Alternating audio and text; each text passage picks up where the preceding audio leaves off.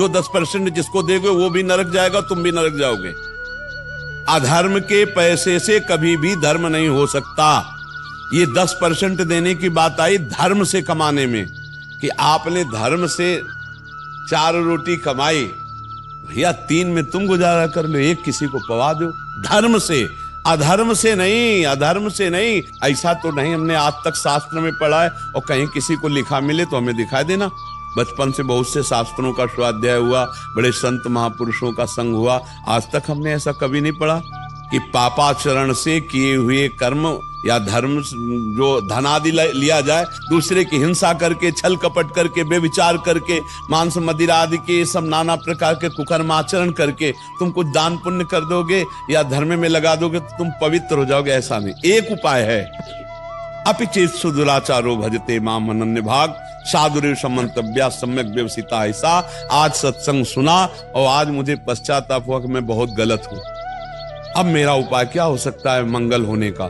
तो आया भगवान की शरण। तो हे प्रभु अब लो नसानी अब ना सही हूं, आज तक गलत किया अब नहीं करूंगा, राधा राधा राधा पक्का मंगल हो जाएगा। ऐसा नहीं कि तुम रोज पापाचरण करो और 10% संतों को देते जाओ और धर्म में देते हो, तो उन संत भी खोपड़ी फोड़ेंगे आपस में। पक्का पक्का संत भी खोपड़ी फोड़ेंगे आपस में, संत भी कलह अशांति में फंस जाएंगे और वो तो नरक जाएगा ही और नरकगामी बना देगा दूसरे को। जैसा धन होता है वैसे ही मन बनता है। ये क्या हुआ? ये ऐसे नीच पुरुषों के द्वारा दिया हुआ धन और उनके द्वारा किया हुआ भंडारा, तो अन्न खा के देखो आगे नीचता। अधर्म के द्वारा कमाया हुआ धन कभी भी धर्म नहीं हो सकता। धर्म से कमाए हुए धन का 10 दान करे, वो बात हम मानते हैं कि गौशाला में दे दिया, संतों को पवा दिया, अपनी मेहनत की कमाई से। हराम की कमाई, बेईमानी की कमाई जहां दोगे वहां बुद्धि भ्रष्ट कर देगा, वहां बुद्धि भ्रष्ट कर देगा। पक्की बात समझ लेना। कभी भी विष अमृत नहीं हो सकता, विष विष ही रहता है। तो ये जो विषवत आचरण करके कमाया गया धन है, ये विष के समान है। हमारे पास जब कोई अधिकारी जन आते तो उनसे यही प्रार्थना करते हैं कि आपसे बस हमारी यही प्रार्थना है कि आप अधर्म का धन मत लेना। महाराज जी, श्री जी की कृपा से हम भी सरकारी सेवा में हैं जी, हमें भी मान लीजिए ना चाहते हुए भी करना पड़ता है जी। तो उसके लिए नहीं प्रभु, अगर आप सरकारी आदमी हैं तो सरकार आपको पेमेंट देती होगी जी, तो फिर आप पेमेंट से अधिक लेने, हम अपने लिए ना भी चाहें जी, फिर भी मान लीजिए। हाँ, ऐसा हमारे सामने भी पेश हुए हैं, अधिकारी जन भी पेश हुए कि हम ना चाहें तो हमें ऊपर देना पड़ता है, उसके लिए हमें व्यवस्था करनी पड़ती है, उसके लिए ऐसा करना पड़ता है। तो फिर धर्म में चलने के लिए तो कड़ुआ बनी जाओगे, फिर सबके लिए धर्म से चलने के लिए फिर कड़ुआ तो बनी जाओगे। अधर्माचरण में 100 बह रहे तो तुमको भी बहना है क्या?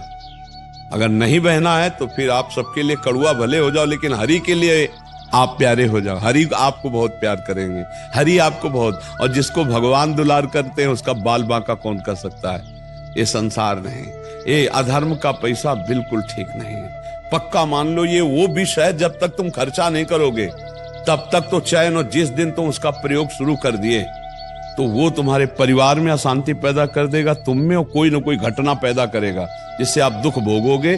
पक्का समझ लो, आज हमारी बात लिख लो, कल आप इसका अनुभव कर लेना, क्योंकि हम शास्त्र सम्मत बात कहते, कोई मनमानी नहीं कहते।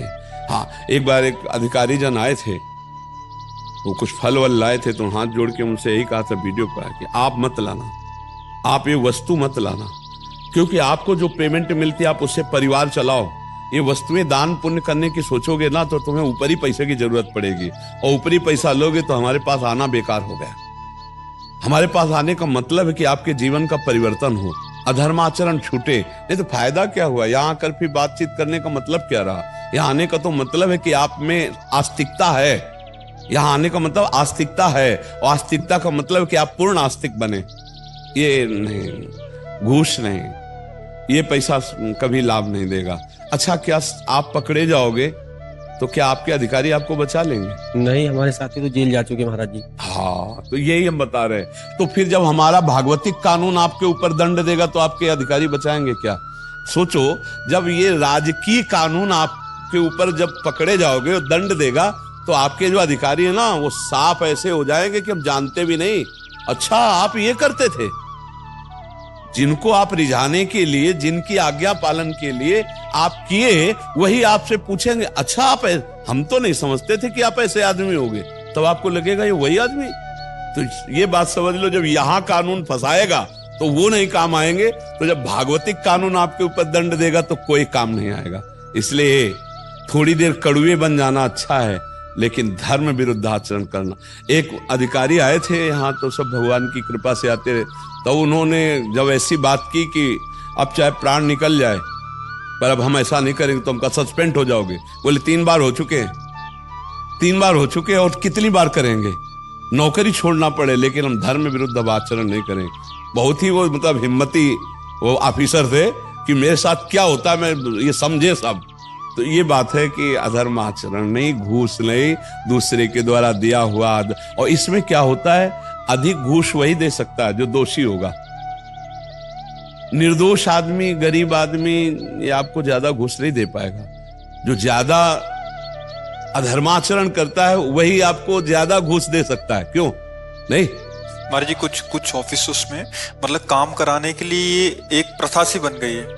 कुछ ऐसे काम है कि मतलब सरकारी ऑफिस में बिल्कुल इसके बिना होते ही नहीं है। अभी एक और प्रश्न भी था महाराज जी, किसी का आपका प्रश्न था शायद, मैंने उसको किया नहीं, बट बहुत लंबा चौड़ा उन्होंने किया था कि तो धर्म का पैसा जैसे हमारा, जैसे अपना जमीन का कोई काम हो, अपना दाखिल खारिज का हो, तो जो सरकारी फीस है 100, 200, 300, 400, लेकिन वहाँ 10,000, 15,000 डिमांड करते हैं। तो उसमें अगर नहीं करें, कुछ ना कुछ त्रुटि लगा के खारिज कर देते हैं कुछ ऐसा चीज, और फिर बार बार चक्कर लगाते हैं, अब कि आप 8-10 बार आओ, जब फिर बंदा परेशान होकर क्या करे, क्या मैं पैसे दूं अपने धर्म के पैसे, मैं भी पाप का भागीदार बनूं क्या? पर क्या है कि अपना कार्य कराने के लिए लोग भी पैसे देते हैं और वो ऐसी परिस्थिति रखते हैं कि उनको अधिक धन की प्राप्ति हो, इसीलिए धीरे धीरे भ्रष्टाचार की वृद्धि होती चली जा रही, इसीलिए अशांति बढ़ती चली जा रही समाज में, इसीलिए भ्रष्ट आचरण बढ़ते चले जा रहे। आज हमारी मानसिक वृद्धि केवल धन पर लगी हुई है। कैसे धन? अच्छा, धन से ही सब सुख मिल जाते हैं क्या? धन से कार खरीद ली, सब व्यवस्था कर ली, और जब कार में एक्सीडेंट हुआ और मर गए तुम, तो किस काम में आया तुम्हारा धन? और तुम्हारा वो कार किस काम में आई? और किस काम में नाना प्रकार का बैंक बैलेंस और भोग विलासिता आई? आदमी ये नहीं सोचता है। खड़ी खड़ी महंगी कार में आग लग गई, अंदर ही जल के भस्म हो गए हो। ये नहीं सोचता है कि दूसरे के प्रति जो हमारा दुखद बर्ताव है, मान लो एक आदमी है वो 500 में जब काम चल जाता है और आप उसके 15,000 ले रहे हैं, 20,000 ले रहे हैं, तो फिर अधर्म पूर्वक हुआ ना। अब वो जोड़ जोड़ कर आप खरीदोगे कार या कोई व्यवस्था करोगे, वो व्यवस्था ही आपको खा जाएगी, वो व्यवस्था ही आपको कष्ट दे देगी।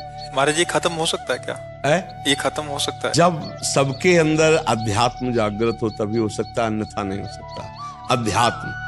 अध्यात्म जब तक नहीं जागृत होगा, भगवान का भय नहीं होगा, धर्म का भय नहीं होगा, तब तक ये खत्म होने वाला नहीं। जब किसी को ये डर हो कि भगवान है कोई, धर्म का भय, और ये भय हो कि ये दुर्गति कर देगा हमारा धन, पक्का समझो कोई कितनी भी घूस ले ले, घर परिवार में यदि कलह और अशांति न पैदा हो जाए तो बताना, देख लेना। अधर्म का धन कभी सुख नहीं प्रदान कर सकता, ये दिमाग में नहीं बैठता। जिस समय हाथ में रुपया आता है तो ये लगता है बड़ा सुखद है, हम जो चाहे खरीद सकते हैं, जो चाहे कर सकते हैं, लेकिन वही तुम्हारे दुख का कारण बनेगी, वही तुम्हारे नाश का कारण बनेगी संपत्ति जो अधर्म के द्वारा ली। इसे डरो, धर्म का 100 रुपया तुम्हारे लिए बहुत सुखद रहेगा, अधर्म का 1 करोड़ तुम्हारे लिए बड़ी हानि पैदा कर देगा। वो 1 करोड़ बड़ा दुख देगा, समय पर देख लेना। अब ये बात चूंकि वर्तमान में मिल रहा है, इसलिए कोई भविष्य के लिए देखता ले, उसको लगता है इसी से भविष्य अच्छा बनेगा, क्योंकि हम बढ़िया मकान बना लेंगे, बढ़िया गाड़ी खरीद लेंगे, बढ़िया सुख सामग्री, लेकिन इस कर्म का जब फल आएगा तो सब सुख सामग्री नष्ट भ्रष्ट हो जाएगी। अब आ गया हृदय में सूचना आ गई कि आपके कैंसर हो गया, अब क्या? गाड़ी सुख देगी कि घर सुख देगा कि रुपया? बोले 4थी स्टेज पर है, अब मरने के लिए तैयार हो जाओ। भजन किया नहीं, धर्म किया नहीं, तो हृदय में ऐसे हर क्षण मरता है वो, हर क्षण मरता है वो, बात समझ लो। और चैन से सुखपूर्वक नमक रोटी खा रहे हो, राष्ट्र की सेवा कर रहे हो, धर्म से चल रहे हो, स्वस्थ शरीर, स्वस्थ बुद्धि, घर आए बड़ा प्यार भरा जीवन है, इससे बढ़िया शांति क्या है? कलह, अशांति, दुख, रोग, शोक, चिंता, भय, ये अधर्म आचरण करने वालों को भोगना ही पड़ता है। मतलब बहुत कृपा है, बहुत कृपा है। ये जो महाभागवत है ना, इनकी दृष्टि में और इनके शरीर में जो भागवतिक परमाणु है ना, बहुत से संत महापुरुषों के दर्शन होते आते हैं, महाभागवत कृतार्थ करते हैं, पर मुझे पहला आकर्षण वो जो मेरे चित्त को घसीट सके, वो पहला आकर्षण है महाभागवत के दर्शन।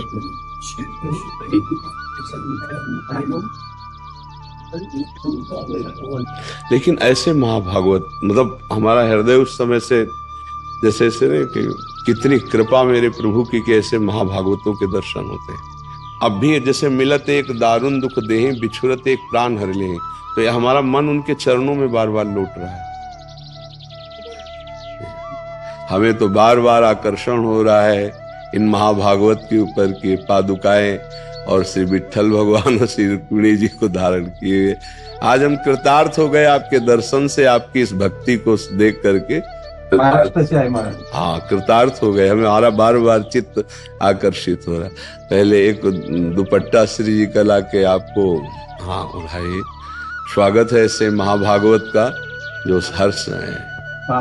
मूर्ति लेके वो तुकाराम महाराज से पंढरपुर चलते जाते 300 किलोमीटर। हाँ, और 30-35 साल से ठाकुर जी साथ में से।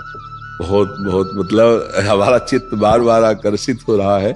बहुत कृपा है जो आपने आके दर्शन दिया हमें, बहुत कृपा है, बहुत कृपा है। ये हमारी श्री जी की चुनरी ठाकुर जी सहित आप ओढ़ लो। उनको हिंदी नहीं समझ में आता, आपका प्रवचन में ट्रांसलेशन करके मराठी में बताता हूँ मैं उनको। अच्छा, तो अभी महाराष्ट्र भाषा में बोलो कि हम अपना सौभाग्य मनाते हैं कि आप आकर हमें दर्शन दिए। बोलिए। महाराज म्हणतो सर की आमचं सौभाग्य आहे की तुम्ही इथे येऊन दर्शन दिलं त्यांना। काय बोलायचं?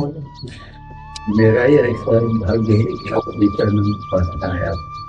कह रहे हमारा ऐसा सौभाग्य कि आपके चरणों के पास। वृंदावनेश्वरी श्री जी की आपके ऊपर बड़ी कृपा है। बोलिए। श्रीजीची कृपा खूप आहे म्हणजे तुमच्यावर। मैं आपको एक रामायण का एक बोलता हूँ। महाराष्ट्र में हमारे एक नाथ जी ने कहा है कि राम जब तीर्थ यात्रा करके आए और विश्वामित्र जी ने उनको मांग यज्ञ के लिए, संरक्षण के लिए मांगनी की। उन्होंने कहे मेरे पर गुरु कृपा करो, मैं आता हूँ तुम्हारे साथ। जब विश्वामित्र जी बोले भाऊ तुम्हारा गुरु वशिष्ठ जी है, उनके से तुम कृपा कर लो, मेरे से नहीं।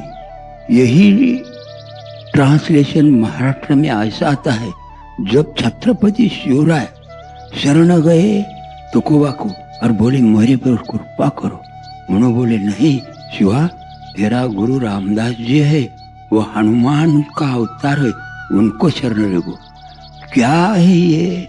वो रामायण और महाराष्ट्र में वैसा तुम मेरे पर कृपा करो, यही बोलने का मतलब है। दूसरा कुछ नहीं। आपकी कृपा के लिए मैं आया हूँ, कुछ मांगना नहीं, कुछ नहीं। तुमको ये देना है मेरे से, मैं भूला गया। मेरे घर में छोटा सा हरि पाठ है, बहुत छोटा, बहुत छोटा। मैं बोला भैया महाराज को ये दे देना। अब ये अलौकिक रीति होती है कि हम इधर उत्तर दे रहे हैं और बार बार मेरा चित्त जो है ना खींच रहा था, बार बार चित्त।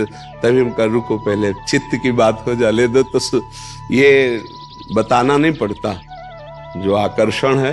हाँ, आप जैसा चाहें अभी बाद में। तो हाँ सर, बहुत मतलब बहुत कृपा है, बहुत कृपा है। ये जो महाभागवत है ना, इनकी दृष्टि में और इनके शरीर में जो भागवतिक परमाणु है ना, बहुत से संत महापुरुषों के दर्शन होते आते हैं, महाभागवत कृतार्थ करते हैं, पर मुझे पहला आकर्षण वो जो मेरे चित्त को घसीट सके, वो पहला आकर्षण है। एक होता है कि समान भाव, एक होता है चित्त का आकर्षण होना। मतलब हम अपना सौभाग्य मानते हैं कि महाराष्ट्र से आकर के इन्होंने हमें दर्शन दिए, ये हमारा सौभाग्य। हम पर प्रभु की अनुग्रह है कि ऐसे महाभागवत दैन्य हमें आकर दर्शन देते हैं। कल ध्वजा लेके आए थे महाराज जी। कभी कभी ऐसा होता है कि आप आए हो, आपकी बैटरी चार्ज हुई, तो कभी कभी हमारी बैटरी चार्ज होती है ऐसे महापुरुषों से, ऐसे महाभागवतों के दर्शन से, संभाषण से हम अपने जीवन को धन्य मानते हैं कि प्रभु हम पर अनुग्रह किया तो ये सब महाभागवत आके दर्शन देते हैं। हमें खड़ा कर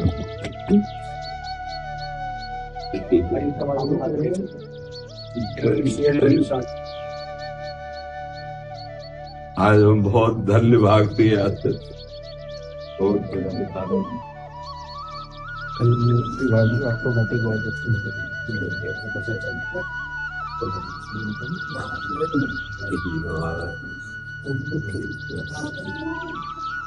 भगवान मेरी कृपा से महाभागवत के दर्शन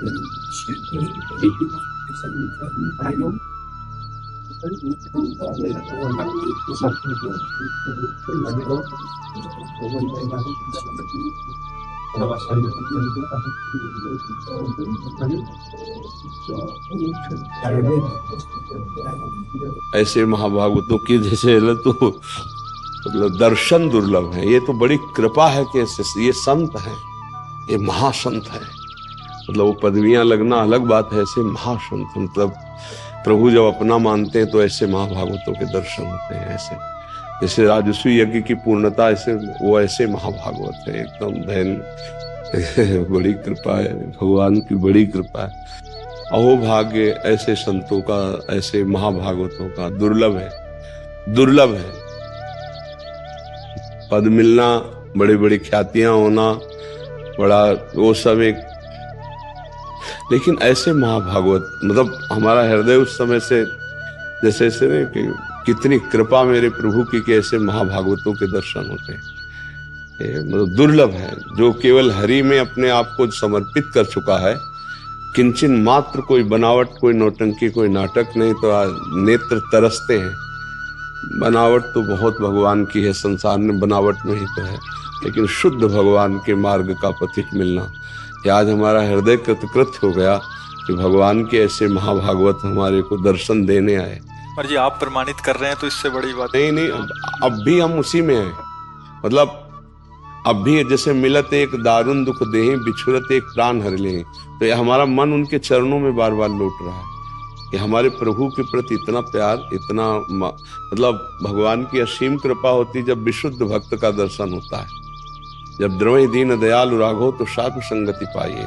ये ऐसे विशुद्ध महाभागवतों के दर कौन जानेगा उनको महाभागवत। और स्थिति है जब आए महाराज जी बैठ नहीं रहे थे, मैंने प्रार्थना करके क्या बैठ जो एक नेत्र एक तक आप पे लगाए नहीं, वो हम जब प्रश्न उत्तर इधर कर रहे थे, मेरा बार बार हृदय आकर्षित कि कोई है, तो दृष्टि गई तो उनका रोक दो, पहले हम बात करेंगे। तो ये मतलब उस समय से हम इसी में खोए हुए हैं कि मानो साक्षात तुकाराम जी का स्वरूप, जो महाप्रभु हरिवंश चंद्र जो जिस प्रीति की चर्चा करते हैं, वो चाहे हरि से हो चाहे प्रिया, जो वो प्रीति में वो स्थित है।